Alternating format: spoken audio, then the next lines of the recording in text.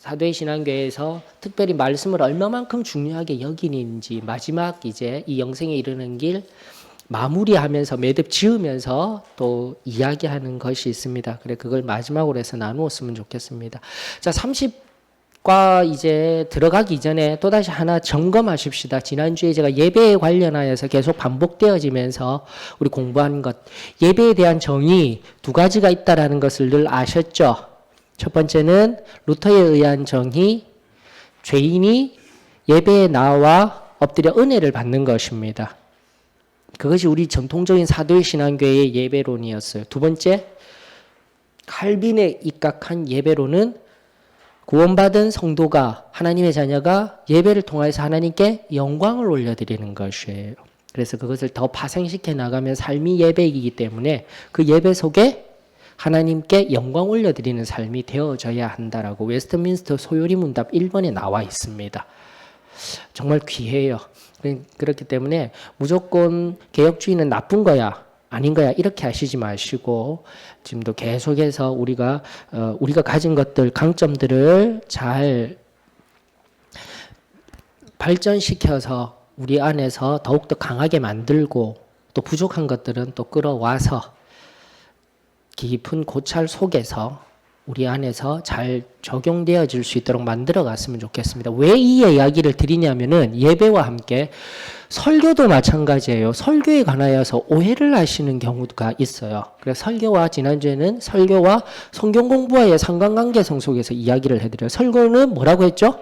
일방적인 선포라고 계속 이 성경 공부를 통해서 이제 알려지는 겁니다. 누가 이전에 세워지든 설교 하나님의 말씀이다 여기시고 아멘으로 화답하면 은혜가 있습니다. 이게 1차적인 설교의 의미고 성경 공부는요. 성경 공부할 때 지금 이런 성경 공부를 할 때는 쌍방향으로 흘러가는 거예요. 나누는 거예요. 그래서 제 생각은 이렇습니다. 충분히 가능하셔요. 그러나 설교에 대해서는 제 생각은 이렇습니다라는 게 이제는 우리 교회 내에는 없어야 할 줄로 믿습니다. 그러다 보면은 은혜가 없어요. 은혜가 식어져 가요. 그래 이제 목회자는 하나님의 말씀만을 전하고 하나님 말씀에 민감하여져서 하나님 말씀대로 나아가는 것이 필요하고요. 반드시 훈련되어져야 되고요. 또 받는 우리들도 우리의 마음밭이 온전히 받아질 수 있도록 되어져야 합니다. 자, 그런데 오늘날의 설교 형태가 개혁주의와 우리 교회, 특별히 오순절 교회하고는 설교가 틀려요. 뿌리까지 제가 알려드려요. 예배 때문에 그렇습니다, 여러분들. 이게 왜 틀려요라고 이야기를 하게 되냐면, 여러분, 개혁주의에서 말하는 예배를 통한 설교는요, 설교 후에 뭐가 있냐면, 어디까지 나아가냐면은, 축도까지 나가야 돼요. 매듭이 지어져야 돼요.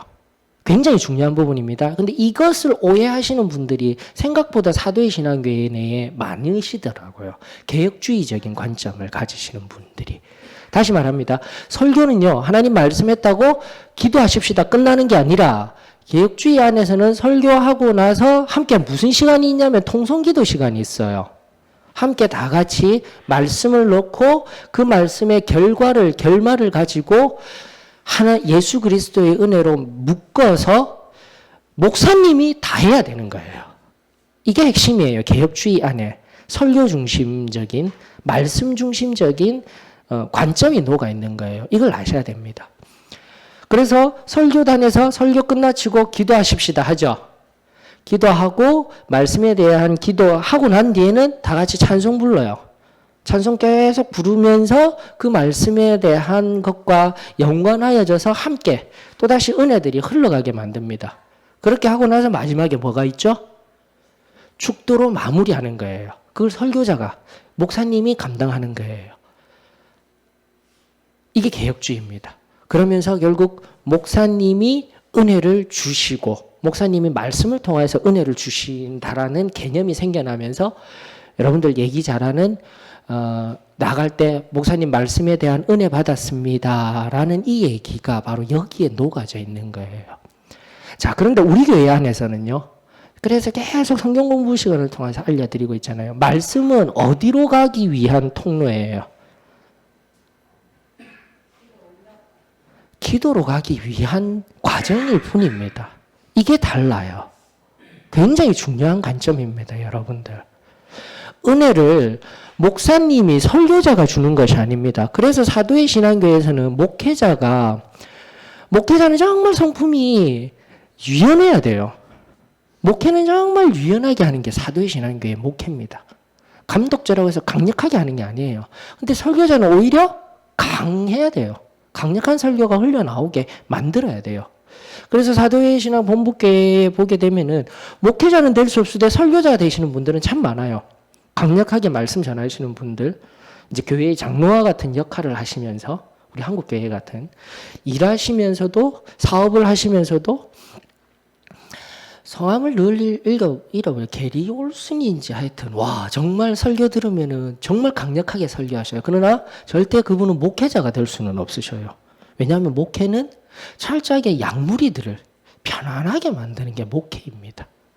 이게 굉장히 중요한 관점입니다, 여러분들. 그래서 사도의 신앙교회 설교는 정말 일방적인 선포예요. 선포가 되고 난 다음에 어디로 나와서 누구에게 은혜 받으라고요?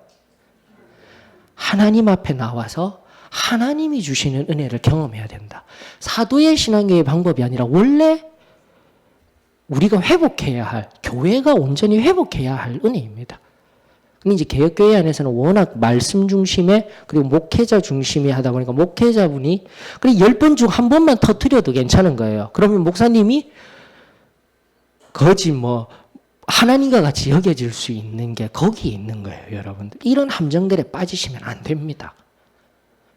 굉장히 중요한 관점이에요. 하나님의 말씀이 흘러가게 되면 그걸 받고 나서 어디에서 은혜를 경험하여야 되나. 다시 한 번 더 강조합니다. 이 기도의 재단까지 나오셔야 합니다. 그렇기 때문에 앞전 세대들은 무조건 복음 설교, 이제 전문 용어로, 설교학적인 용어로는 복음 설교예요. 예수 그리스도 구원만 선포하는 설교, 복음 설교만이 하는 이유가 거기 있었어요. 하지만 이제는 세대가 바뀌면서 앞서 말씀드린 예배에 대한 정의, 설교에 대한 정의가 바뀌면서 결국은 믿지 아니하는 한 영혼을 위하여서 일방적인 복음 선포도 필요하지만, 그럼에도 불구하고 양무리들을 살피며 하나님의 말씀 앞에서 말씀이 말하는 다양한 하나님의 말씀의 꼴을 또 선포해야 되는 것이 이 사도의 신앙교회의 설교단인 겁니다. 그러나 개혁주의와 같이 일방적인 것은 우리가 지양을 좀 해야 됩니다.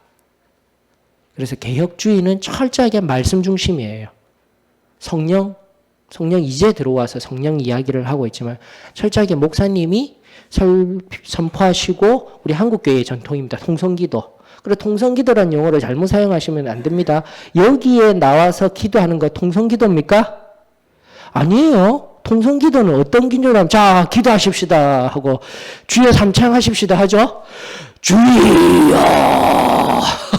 우리 걸걸하게 주여 해놓고 막 떠들듯이 막. 통성이라는 것은 온 사람들이 그냥 막 서로 주고받는 것도 아니죠.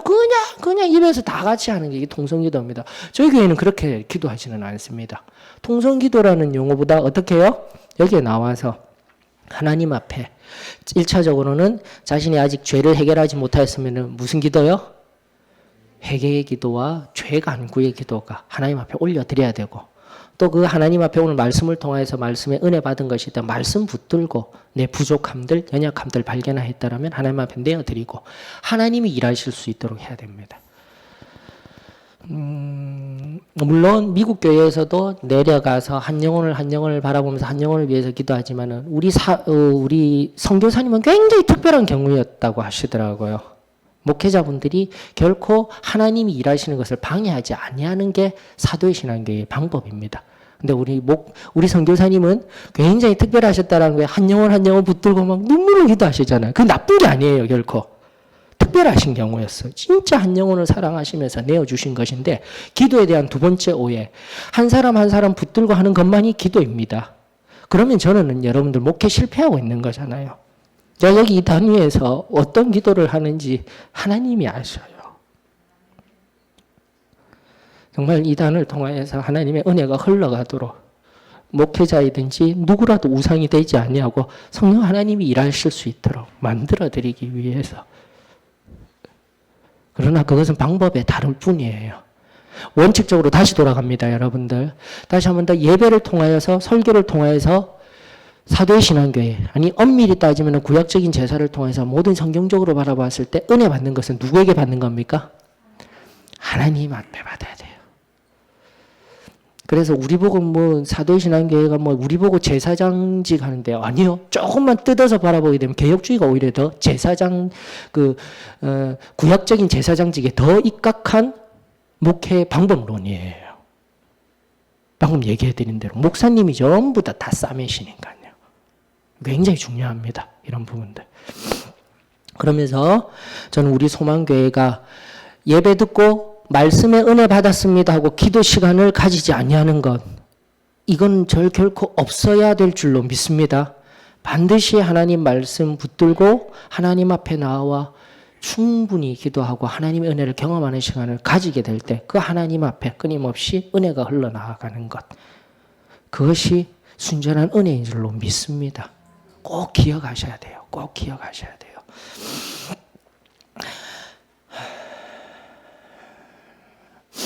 자, 오늘 결국 은혜 받은 한 사람이 은혜 받고 난 뒤에 어떠한 삶을 살아가는가, 그것을 우리들에게 들려주시는 성경 본문입니다. 그리고 말씀의 본문입니다. 다 같이 한번 큰 소리로 주제 읽어볼까요? 다 같이 30 시작. 만민에게 복음을 전파하라. 예, 좋습니다. 주제 성구까지 그냥 잘 읽어주셨어요. 복음을 전하라. 결국 이렇습니다. 이 말씀은요, 너희들 은혜 받고 은혜 받기 전에부터 오시면은 복음 전파하라 하신 말씀 아니시죠? 마가복음 16장 15절은 어디에 있냐면은 마가복음 끝에 장에 있는 겁니다. 제가 언젠가 전도에 관하여서 우리 청년들과 이야기를 했는데 지금 그거 보지 않으셔도 돼요. 여러분들 공간복음서든 요한복음서든 시작은 다 틀려요. 아십니까? 마태복음은 어디서부터 시작하죠? 예수님 탄생보다도 더 앞에 가더라고요. 족보 이야기부터 막 시작하죠. 맞죠? 맞죠? 마가복음은요? 마가복음 1장은 공생애부터 시작합니다. 성령 요단강가에서 침례받으면서 시작해요. 틀리죠. 세 번째 누가복음은요. 예수님 이야기 족보보다도 더 가서 누구 이야기부터 시작할까요? 세례 요한부터 시작해요. 세례 요한이 나는 것부터 시작해요. 틀리죠. 그 요한복음은요. 요한복음도 하나님이 생명의 빛이었다, 말씀이었다 이렇게 선포하고 난 뒤에 조금 있다가 그 사역하시는 것부터 시작해요. 가나의 혼인잔치에서 막 바꾸시고 하는 거. 틀려요. 시작이 전혀 틀려요. 근데 마지막 말씀들, 마지막 장의 말씀들의 마지막 말씀은 한결같아요. 바로 이 말씀이에요. 복음을 전파하라로 끝이 나요. 그렇기 때문에 굉장히 전도가 중요합니다. 우리가 예수 그리스도를 어떠한 상황에서 어떤 예수 그리스도를 만났다 할지라도 우리가 그 만난 후에 우리 삶은 한결같이 무엇을 해야 된다라는 거죠? 복음을 전파하는 삶을 살아가는 거예요. 굉장히 중요한 원리입니다, 여러분들. 그리고 이것은 예수님을 모르고서는, 그리고 예수님이 식어져서는 결코 될 수 없는 게 바로 또 이 부분이고요. 복음을 전파하는 부분에 대해서는.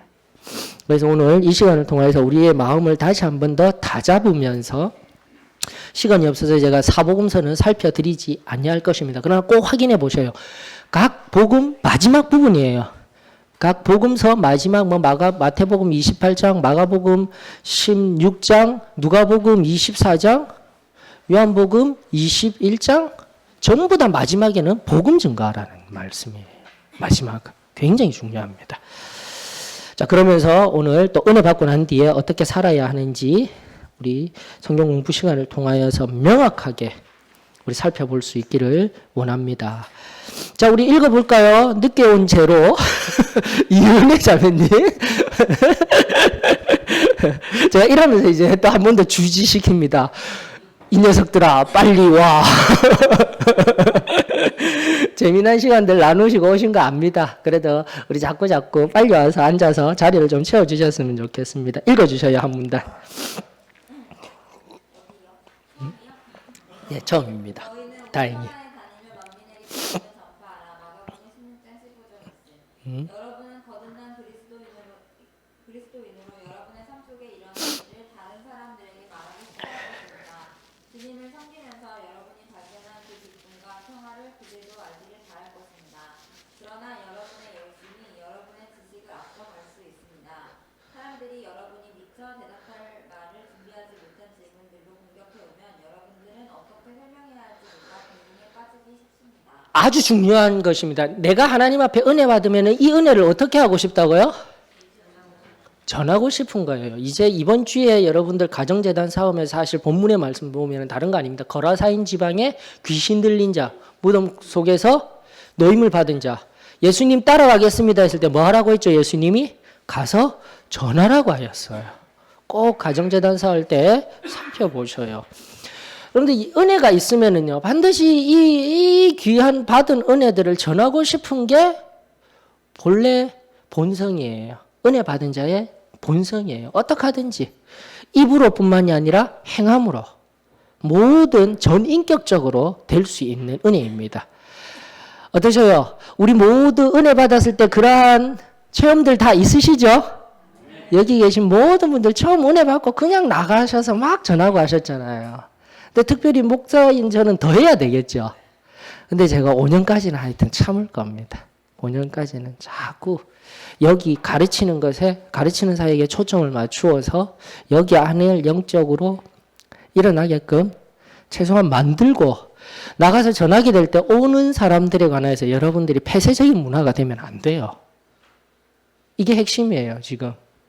여러분들이 지금이라도 누군가가 오게 되어지게 되면 멀뚱멀뚱 나도 모르는 사이에 이제 멀뚱멀뚱이 되어져 버려요. 식어져 버려서. 그 한 영혼이 왔다라는 의미는 그 한 영혼이 엎드려서 터지게 되면은 하늘의 기쁨이 되어질 이 그 보석으로 말미암아 석탄과도 같은 아직 다듬어지지 아니한 보석에서 석탄과 같은 존재인데 그냥 와도 멀뚱멀뚱 바라보고 그냥 안녕하세요 인사만 하고 아무렇지도 않게 있는 거. 이거 정말 심각한 겁니다. 우리 안에서 변화가 일어나야 돼요. 제가 제일 처음에 그 문제를 간과하고 제일 처음에 같이 전도는 해야 되기 때문에 전도 같이 함께 하고자 했는데 제가 와 깜짝 놀랐지 않습니까? 기억하십니까? 2013년도 11월 넷째 주일, 셋째 주일은 제가 잊지 못할 것입니다. 저는 그대로 늘 얘기해요. 제 목회 사역에 명확한 실패를 경험한 날이었습니다. 우리 이 11월 우리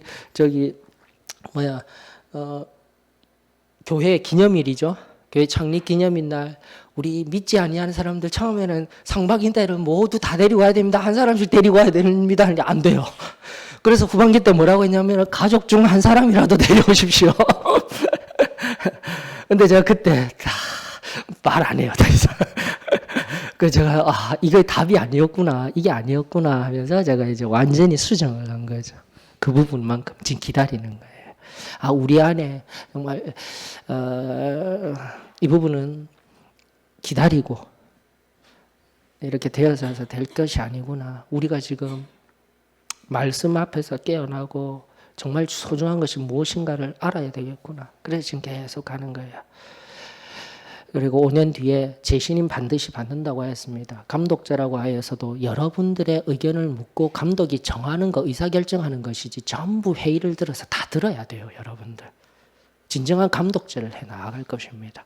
그리고 여러분들에게 주어진 이 목사님도 담임 목사님이 아니라 위임이에요. 철저하게 위임이에요. 예수 그리스도만이 온전한 우리의 목자장이심을 저는 믿습니다.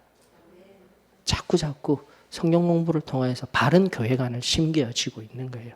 그래서 5년째 되는 날은 또다시 재신임 받아서 모든 재적 성도의 80% 이상의 동의를 얻어서 또 나아갈 거예요. 그렇지 아니하면은 갈 수가 없는 길이지 않습니까? 그러면 이제 다음 전략이 흘러가지 않습니까? 다음 전략이 뭐죠? 우리 괜찮습니다. 그때 되면 이제 알아나가면 전도해야 되는 거예요. 국내 전도와 함께 구제 사업으로 전환을 해 나가는 모습이 필요한 거예요. 그렇기 때문에 목사인 저도 나가는 거예요. 그래서 한 영혼 전도하여서 여기에 오게 되면은 또 그 영혼은 붙들고 하나님 말씀 전하고 함께 기도하고 하는 은혜가 우리 교회 안에 흘러넘치기를 원합니다. 그래 여러분들이 준비되셔야 돼요. 누구라도 오게 되면 이제는 예전처럼 누가 와도 왔는지 말았는지가 아니라 그 한 영혼을 위하여서 내 모든 것을 내어드려서 하늘의 기쁨이 될 수 있도록 만드는 총역량이 그쪽으로 모여져야 돼요. 여러분들. 그것이 바로 진정한 하나님을 사랑하고 섬기는 일이라 저는 믿습니다. 자, 그러면서 다시금 거듭난 한 그리스도인이 얼마나 귀한지를 우리 심령 가운데 새겼으면 좋겠습니다. 자, 그런데 그럼에도 불구하고 이런 또 거듭난 한 영혼의 중요함을 알고 막상 나가서 전하려고 하는데 어려움이 있어요. 어려움이 없지는 않습니다. 임종철 형제님이 두 번째 문단 좀 읽어봐 주셔요. 그때는 저는 두려워 말고 전 모릅니다. 초신자라서요라고 말하였습니다.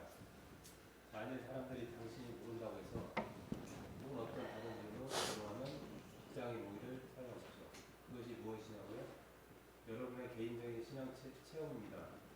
그들은 여러분의 신앙에 대해서는 반박할지 모르지만 여러분의 간직에 대해서는 논쟁할 수가 없습니다. 이것과 여러분이 믿을만 한다고 말할 뿐입니다.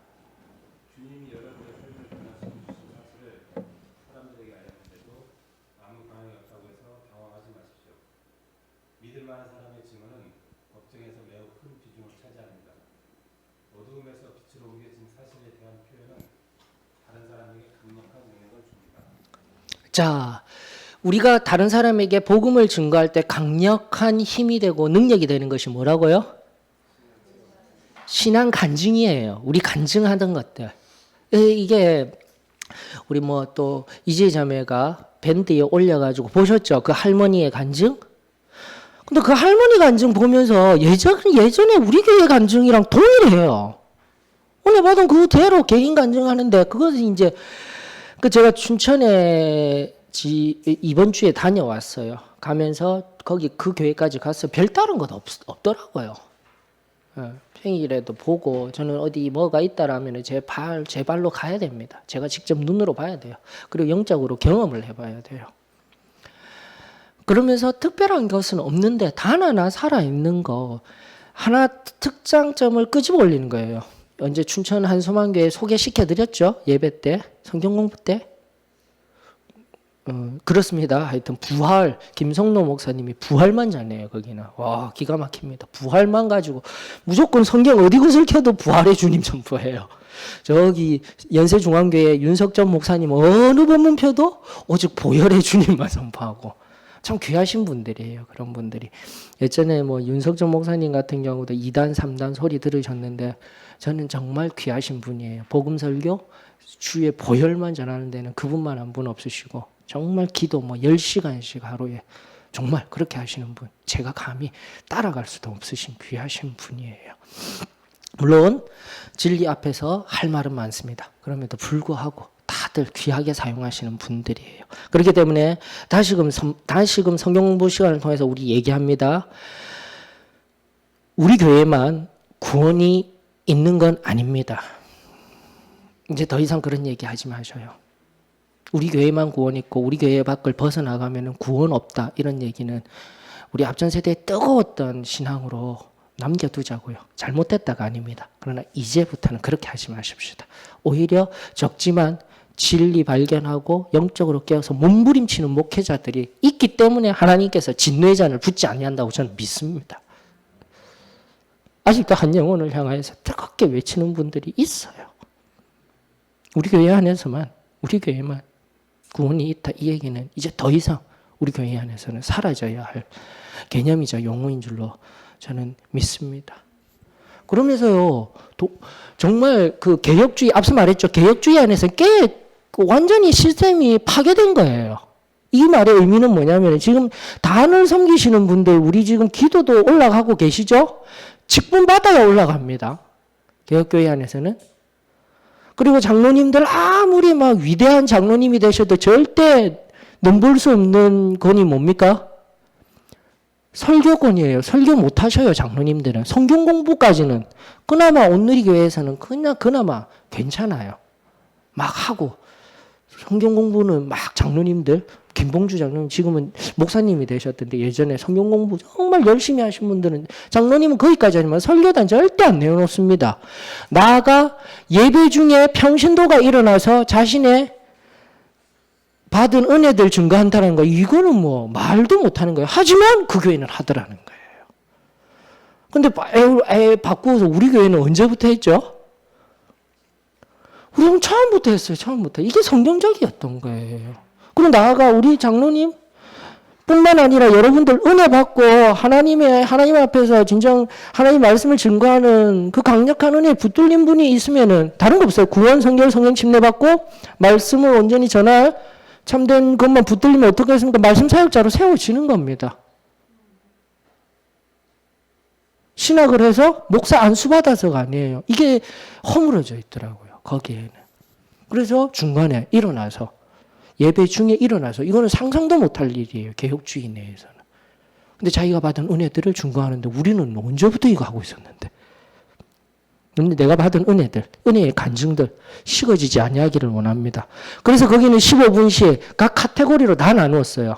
그 김성로 목사님이 그 춘천 한마음교회 목사님은 다른 거 없어요. 자신이 가서 하는 자신이 부흥회를 하는 것보다 오히려 거기에 맞는 교회가 지금 어떤 상황입니까? 물어보고 거기에 맞는 성도들을 보내는 거예요. 그 성도들이 각양 다른 직업과 각양 다른 상황에서 구원받고 은혜 받았던 것을 증거하게끔 만드는 거예요. 그러니까 능력이 있더라는 겁니다. 그게 우리 처음의 모습이었어요. 목사님 앞에서 막 설교하고 하는 것도 은혜였지만은 성도들의 한마디 은혜 받았던 그 간증이 흘러나올 때 내가 천사를 보는 것 같았다. 나도 저 은혜를 받고 싶어. 이게 바로 우리의 역사였다니까요, 여러분들. 우리의 관점들을 버리면 안 되는 거예요. 그렇기 때문에 한 주 동안 하나님 앞에 내가 은혜 받았고 내 정말 은혜 성소에서 하나님이 주신 것이 있더라면 부끄러워하지 말고 나누어 주셔요. 성령 하나님 붙들려서 나누시면 되는 거예요. 그러나 좀 체계적으로 두서없이 하는 것이 아니라 그래서 우리 AFC 일꾼 학교를 통해서 조금씩 다듬어 가고 있잖아요. 말하는 것도 짧게 하는 법들을 배우고 있는 겁니다. 그래 기대하면서 다른 교회에서는 이제 발견되어져서 막 하고 만들어자는 거 저희들은 너무나 오랜 귀한 것들을 가지고 있었답니다. 다시 한 번 더 예배 중에 간증 나아가 뿐만 아니라 우리가 복음을 증거할 때도 여러분들이 변화된 것 옛적의 내 모습 그리고 예수 그리스도를 만나서 어떻게 변화되었는지 시간 배분 어떻게 하라고 했죠? 옛적 모습 특히 이 옛적 모습을 많이 이야기하는 분들 있죠. 그건 아직도 뭔가 안 깨어지신 분들이에요. 옛적에 내가 이런 사람이었어라는 것을 나타내기 위한 확률이 커요. 다는 아니더라도 옛적 모습은 10분 간증한다면 2분이에요. 2분이에요. 그리고 1분, 2분 상간에 하나님을 어떻게 만났는지 하고 많이 할애해야 하는 것이 어느 부분이냐면 만나고 나서 내가 어떻게 변화되었는가 이게 증거되어져야 되는 거예요. 굉장히 중요한 간증법입니다. 그리고 우리 이번 학기 때 같이 공부했고 나누었죠. 굉장히 중요해요. 내 옛적에는 이런 사람밖에 아니었어요. 난 죽을 놈이에요. 이 정도면 끝나는 거 아닙니까? 내가 옛적에 말이야 이러면서 시작하면서 간증 10분 하는데 8분을 전부 다 옛적에 내가 이런 사람이었어. 예수님 만났습니다. 감사합니다. 그걸로 뭐가 돼요? 아무것도 안 되지.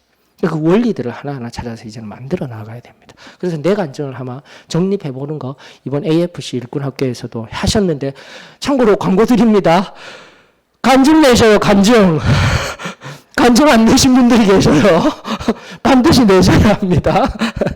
그러면서 여기 있는 분들 거기에만 계신 분들이 아니라 자기 간증을 한번 글로 한번 적어서 정립을 해보셔요. 지금 제가 알려드린 대로 예수 만나기 전에 한 10분 간증을 한다 하면은 잠깐 2분 정도 20% 정도 하래. 그다음 예수님 만났을 때 어떠하였는지 1, 2분 정도로 짧게 예수님 만난 게 중요하잖아요. 그리고 나서 무엇이 내 삶을 변화시키고 지금 이렇게 변화된 삶을 살아가고 있는지 은혜입니다. 한번 해보셔요. 그러면서 내 간증을 만들어서 이제 이쪽에 그 뜨거웠던 은혜의 간증들을 다시 생각하시면서 여러분들의 간증을 만들면 우리도 할 수 있는 거예요. 여러분들이 어느 순간 뜨거움에 성령님이 붙들려서 간증했던 거 다 자료 남길 거예요. 남겨서 우리 교회 홍보 자료로 나가게 되면 또 흘러가는 거예요. 하나님의 일이 되는 거예요. 춘천 한방교회가 그렇게 하고 있는 거예요. 그 자료들을 축적해서. 그 할머니 간증 우리 예전에 우리 어머님들 간증이랑 동일하더만요. 내가 얼마나 감사했던지 흘러가는 것들. 그러니까 아무것도 아니에요. 그 능력을 경험하며 세상 가운데 다시금 복음을 증거하는 소망교회가 되어지기를 축원합니다. 자, 우리 유정우 자매님이 세 번째 문단 읽어주셔요. 영적 성장을 함에 있어서 지식을 전하는 것은 유능한 증인이 되기 위해 중요합니다. 여러분은 왜 믿는지를 알고 있어야 하며 여러분의 신앙은 성경 말씀이 뒷받침되어야 합니다. 거듭남의 체험을 하고 하나님의 말씀으로 무장된 사람은 다른 사람을 변화시키는 하나님의 도구가 됩니다.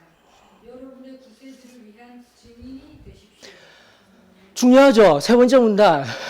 간증 준비하십시오. 근데 우리는 여기서 딱 멈추어가 있었어요. 뭐 해야 된다라고요? 뭘 준비해야 된다고요? 예, 성경 말씀으로 뒷받침이 되어져야 한다라고 했습니다. 이게 우리의 가르침이었어요. 근데 어느 순간 우리가 간증과 그때 받은 은혜로서만 멈추어져 있었어요.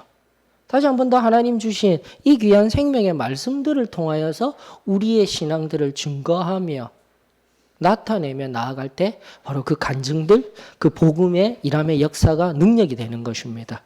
다시금 정리합니다. 여러분들 이러면서 깔끔하게 구원론 들어가려면 한도 끝도 없어요. 죄론부터 우리 다시 저는 시작해야 된다라고 늘 얘기하고 있습니다. 죄 짓지 아니하고 살아갑니다. 그러면 다른 일반교회 성도분들이 이해를 못하잖아요. 근데 그 죄가 뭐라고 했죠? 인식되어지는 죄라고 했습니다. 그렇기 때문에 내가 모르고 여기까지 죄론은 다음에 할게요. 시간이 없어서 안 되기 때문에 한 번 더 구원론 정리하십시다. 자, 상태적인 구원에 우리의 영적인 상태가 구원을 받기 위해서는 반드시 어떤 은혜 필요합니까? 구원이 필요합니다. 칭의, 하나님 편에 있어서의 칭의라고 이야기를 하고요. 우리 편에 있어서 구원을 받았다? 하나님이 의롭다? 칭하셨다예요. 이렇게 용어 정리하셨으면 좋겠습니다. 자, 이 은혜를 무엇을 해결함 받았어요? 죄들이라고 하셔야 됩니다. 이제는 죄들. 뭐죠? 자범죄들입니다. 언제요? 시점으로는요? 과거입니다. 미래까지 아닙니다. 절대 아니에요. 개혁주의에서는 바로 뭐요? 구원받았으면 미래에 있을 성도의 견인까지 해서 하나님, 엄밀하게 하나님 주권이라는 용어는 성경에 나오지도 않음에도 불구하고 하나님 주권에 의하여서 구원받은 영혼은 끝까지 하나님께서 지키신다. 예? 그게 이제 개혁주의지만 저희들은 그렇게 가르치질 않습니다. 과거에 뭐죠? 행악한 모든 내가 지었던 자범죄들을 무엇을 통해서요? 어떻게 해요? 회개를 통해서라고 하는데 예수 그리스도의 보혈이죠. 맞죠? 보혈을 통해서 뭐라고 해요? 용서받았어요. 맞죠? 왜냐하면 내가 직접 범했기 때문에 이런 용어들이 굉장히 중요합니다. 용서받은 겁니다. 용서받았다. 근데 이걸로 끝난 게 아니죠. 우리 안에 또 하나 더 남은 죄가 하나 있네요. 원죄예요. 원죄. 원죄가 해결함을 받았습니다. 원죄는 단수로 되어져 있습니다. 그래서 킹제임스 버전을 꼭 봐야 되는 거예요. 특히 요한 1서에도 보게 되면 죄들, 죄 이런 식으로 명확하게 나누어져 있습니다. 원죄라고 해서 우리가 나면서부터 생내적으로 받은 죄 뭐죠? 원죄 되어 있네요. 단수로 해가지고 원죄. 아담이 지었던 불신앙, 불순종하는, 끊임없이 하나님의 뜻을 불순종하는 것이에요. 그 원죄에 대해서 우리가 무엇을 통해요? 성결을 통해요. 완전 성화라고도 이야기를 합니다. 어떻게 받습니까? 빨간 것. 예수 그리스도의 보혈로 받습니다. 맞죠? 이것도 분명히 예수 그리스도의 보혈로 받습니다. 그런데 어떻게 해요? 용서받습니까?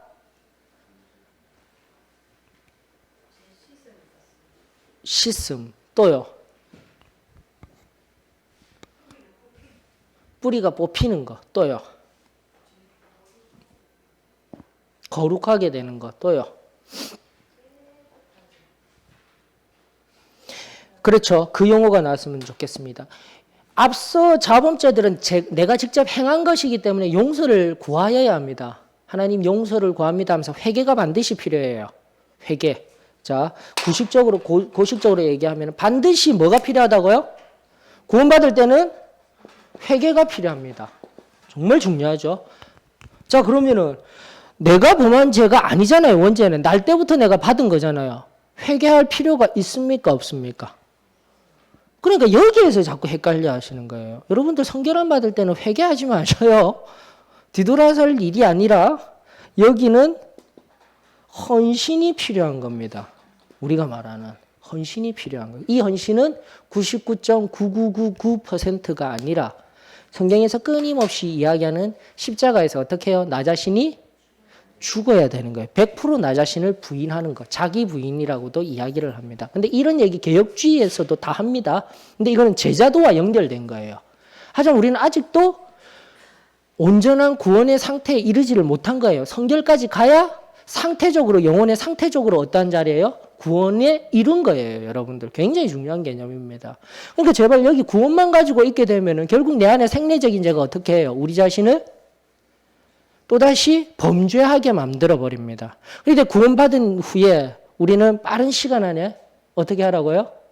성결을 구해야 합니다. 이게 이 명확한 교리적 가르침들이 사라지지 않아야했으면 좋겠습니다. 근데 이게 사도의 신앙교회만 얘기하고 있느냐? 아니다라는 거예요. 존 웨슬레가 얘기한 것들이에요.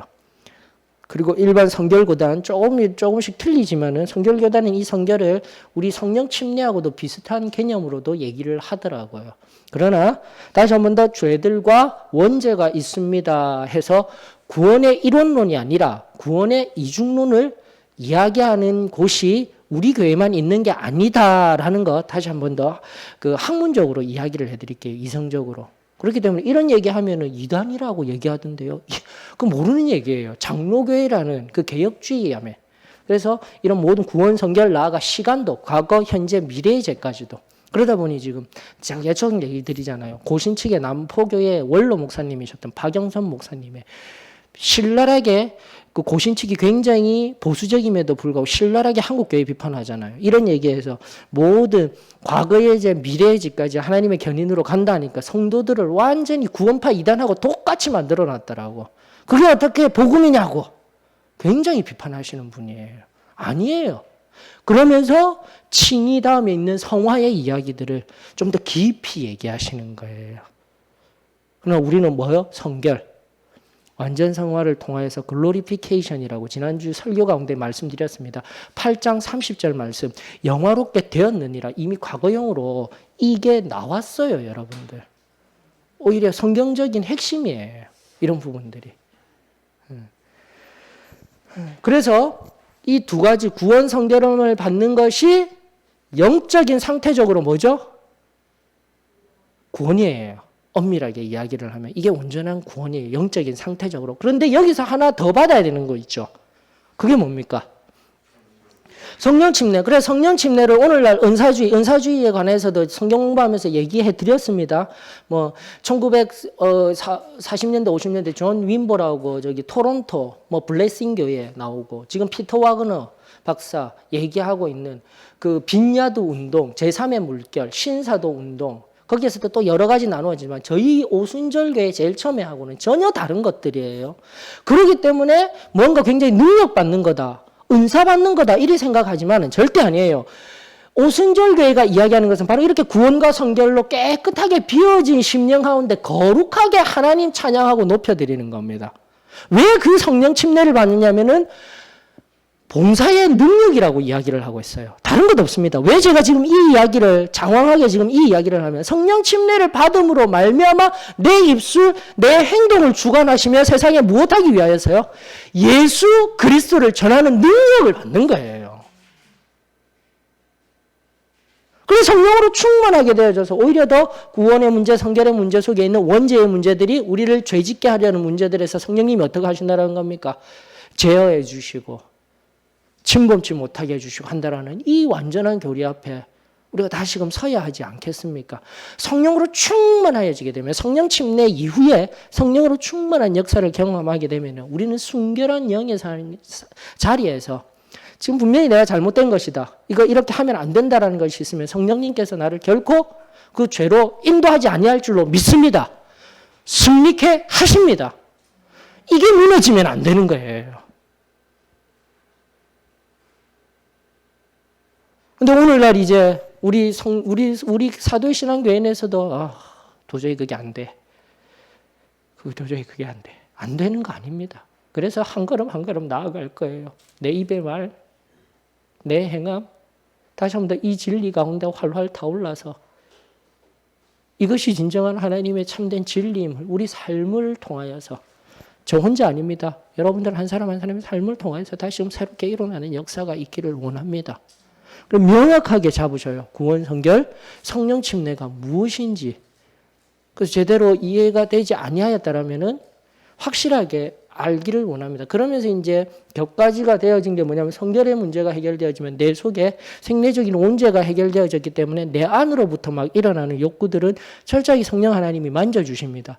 하지만 성령 침례는 세상을 향해서 복음을 전파할 때 받는 능력이기 때문에 다른 사람과의 관계성 문제, 사람에 대해서 관계의 문제에 어려움을 겪고 계십니까? 사람 때문에 나 너무 힘들어요. 성령의 충만함의 역사가 다시금 필요한 거예요, 여러분들. 명확하게 가르치고 있었어요. 다른 제3자, 사람과의 관계의 문제 속에 어려움이 있었다면 그 문제를 해결하는 것은 성령의 충만함을 계속해서 덧입어야 되는 거예요.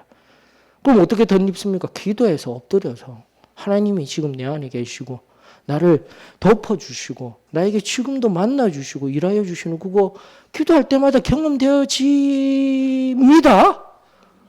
나는 그게 자꾸 안 되는 것 같으셔가지고 항상 헷갈리는데 아니에요. 기도할 때마다 엎드리마다 응답하고 우리를 부어주시는 거예요.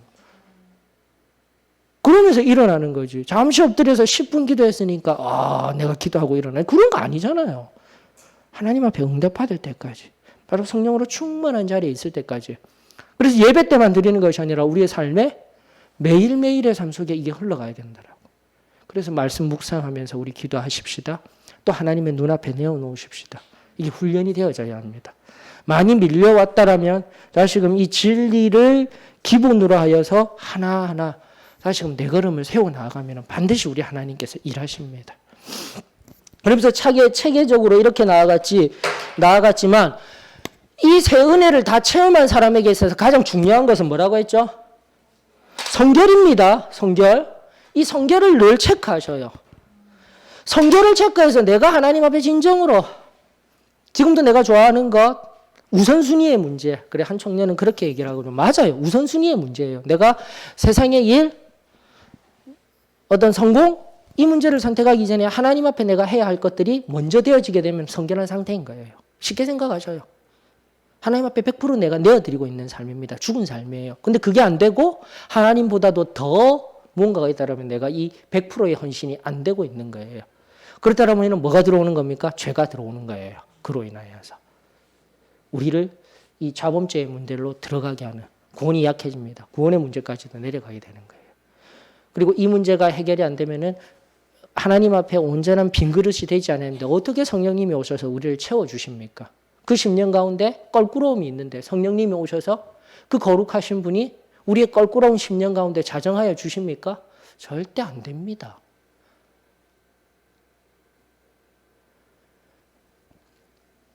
그러면서 우리 구원론을 다시 한 번 더 부분적이지만 단계적인 구원 그리고 우리가 받은 사람들에게서는 가장 중요한 것이 성결입니다. 하나님 앞에 온전히 나 자신을 쳐 죽여서 하나님이 일하실 수 있도록 내어드리는 이 성결함의 깊은 자리에까지 늘 나가게 될 때에 이 세 가지 받았던 은혜가 우리를 늘 새롭게 하며 세상 속에서 이기게 할 줄로 믿습니다.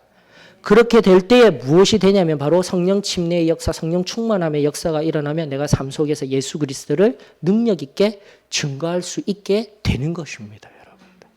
이 원리 가운데 있어야 돼요. 그러니까 내가 아무리 전하고 싶어도 앞서 구원, 성결, 성령 침례의 자리까지 나아가지 못하고 성령이 충만함의 자리에 나아가 있지 못하면은 정말 이 영혼에게 꼭 필요한 하나님의 말씀을 들려주고 하나님의 은혜를 전할 수 있는 상황이 되어지고 그 찰나가 되어졌는데 놓쳐요.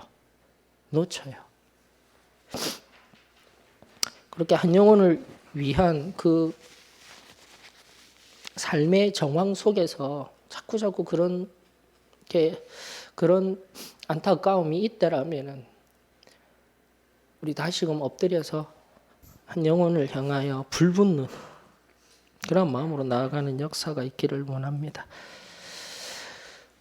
그러면서 하나님 말씀 앞에 하나님 말씀으로 재무장되어지고 하나님 말씀을 통하여서 우리가 받은 은혜들 내 안에 역사들이 말씀을 통해서 흘러나오는 참된 증거자들이 될 수 있도록 우리 하나님 앞에 훈련 받으며 나아가기를 원합니다. 자, 나누어 보십시다. 빨리 갈 수 있어요. 별로 어려운 부분들이 아니기 때문에. 예수님은 우리 구원받은 자들을 어떠한 사람이라고 어떠한 자들이라고 말씀하고 계십니까? 마태복음 5장 14절에 답이 있습니다. 그렇습니다. 저희들은 세상의 빛입니다. 빛. 빛은 어떠한 거라고 했죠? 밝히 비춰주는 역할. 근데 항상 그것은 내가 쉽게 말씀드려가지고 내가 바로 빛을 내는 게 아니에요. 여기에서의 빛의 의미는 예수님만이 활활 타오를 수 있는 빛 그 자체 발원이셔요. 하지만 우리는 어떤 자들요? 그 빛을 받아서 비추어 주는 자예요. 그 개념을 여기서는 생각을 하셔야 되는 거예요. 예수 그리스도가 내 안에서 활활 타오르지 아니하면은요, 내 의만 드러나는 인생이 됩니다. 예수 그리스도가 나타나는 인생이 아니라 예수 그리스도 신앙, 교회 안의 직분이라는 그 이름으로 내 의만 드러내는 인생이 될 뿐이에요. 진정으로 예수 그리스도의 참된 빛을 증거해내며 나타내는 저와 여러분들이 되어지기를 원합니다. 자, 두 번째, 빛된 삶은 행실로 증명됩니다. 우리 교회의 좌우명이 뭐죠? 그렇습니다. 승리생활 하라는 겁니다. 내 삶으로 내 믿음을 증명하라. 항상 얘기하셔요. 내가 믿는다 하면서도 내 삶으로 증명이 되어지지 아니하면 그것은 헛된 믿음입니다. 다시 한 번 더, 빛된 삶은 행실로, 행함으로 증명되어집니다. 기억하시면서 이로 인해 영광 받으실 분은 누구십니까?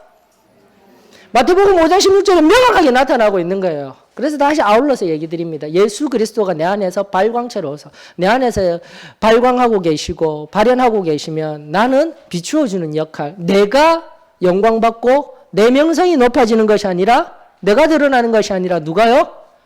예수님, 하나님이 영광 받으시는 겁니다. 나 저 사람만 보면 하나님의 은혜가 느껴져, 하나님 기쁨이 느껴져, 이런 인생이 되어져야 되는데 저 그렇게 늘 살고 싶습니다. 여러분들 또한 그러한 삶이 되어지기를 원합니다. 막 은혜가 되어져요. 감사합니다. 자, 귀신 들린 자를 고치신 예수님께서 그에게 명령하신 사역은 무엇입니까? 마가복음 5장 19절에서 20절. 우리는 누가복음 본문으로 이번에 가정재단 사업에서 하는데 같은 병행 구절입니다. 어떻게 하라고요? 은혜 받은 사람들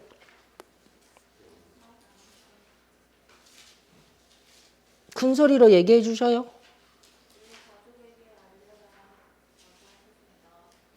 내 가족에게 알려라. 그리고 첫 번째는 우리 가족에게. 그래서 제가 계속 말씀드린 거예요. 관계전도법 얘기를 자꾸 하는데 관계전도법이라는 게 핵심은 나선형 전도법입니다. 아시죠? 이게 중요한 겁니다. 그냥 아무한테나 가가지고 전하는 것도 되지만은 나선형 구조의 전도법이라 하면 점점 더 먼 사람. 처음에는 누구요? 가까운 나의 가족. 그리고 가까운 누구요? 이웃. 가까운 사람부터 가라는 겁니다. 가까운 사람이 없으십니까? 그래, 아직도 믿지 않는 사람들 많으시죠? 그들에게 틈날 때 우리의 착한 행실을 통하여서 우리가 알고 있는 말씀을 통하여서 증거하는 것을 자꾸 전하는 자로서의 자리로 나가는 게 되었습니다.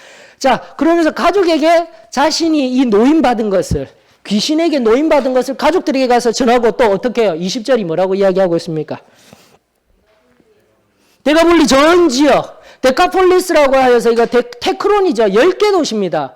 그러니까 테크론 폴리스라고 해서 헬라어 10개, 10이라는 숫자예요. 그래서 그게 데가폴리라고 음력이 되어져 있습니다. 테크론 폴리스라고 하여서 10개, 그 지역, 거라사라는 지역 내에 있는 10개의 도시에 돌아다니면서 이 사람이 뭐 한다라는 겁니까? 증거하고 전한다라는 거예요. 처음엔 가족들에게 바로 나선형 구조를 통하여서 내가 힘닿는 대로 예수 그리스도를 증거하는 것. 바로 이것이 진정으로 은혜 받은 자의 참된 모습인 줄로 믿습니다. 사실 그저 귀로 듣고 흘려버리는 말씀이 아니라 말씀 속에 이렇게 하였구나라는 또 은혜가 있기를 원합니다. 네 번째 갑니다. 우리 믿는 자들에게 명령하신 사명은 무엇입니까? 이거 다 외우고 계시죠? 그러므로 귀신 들린 사람들, 구원받은 사람들, 이렇습니다. 이거 다 하고 사도행전 1장 8절 다 같이 시작. 오직 성령이 너희에게 임하시면 너희가 권능을 받고 예루살렘과 온 유대와 사마리아와 땅끝까지 이르러 내 증인이 되리라. 아멘. 그러니까 어렵게 생각하시지 마시고 다시 한 번 더 나선형 이 구조, 내 사랑하는 가족부터 이웃부터 조금씩 예수 그리스도를 증거하기를 원합니다. 바로 1장 8절의 원리도 그러합니다. 맞죠? 예루살렘부터 시작해서 어디요?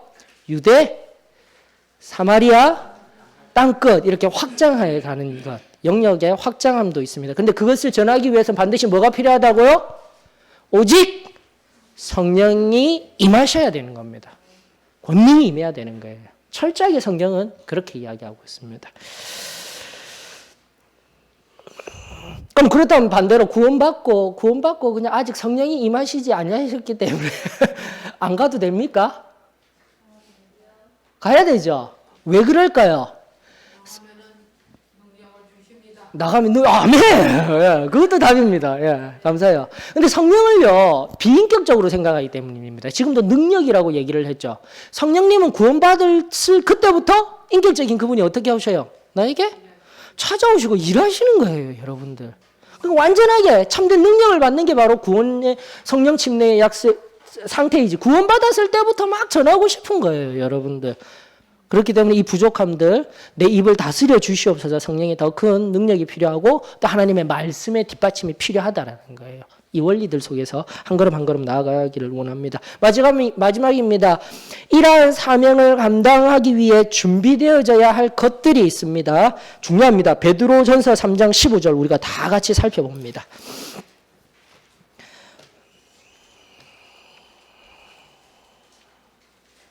베드로전서 3장 15절 찾으셨습니까?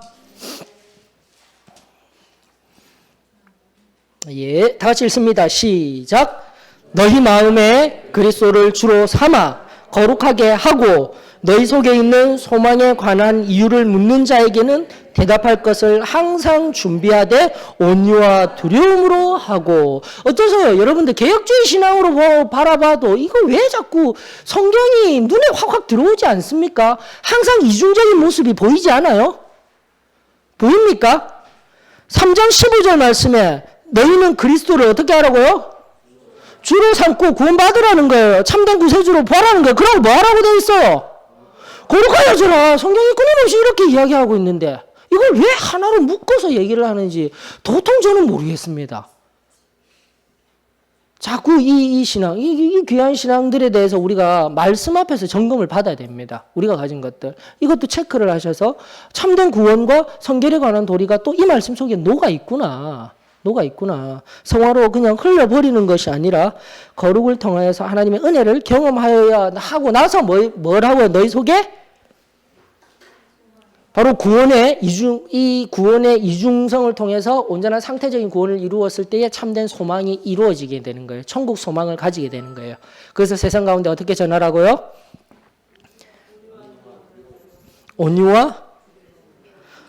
온유와 두려움으로 하고. 이 말씀의 의미는 뭘까요? 온유와 두려움.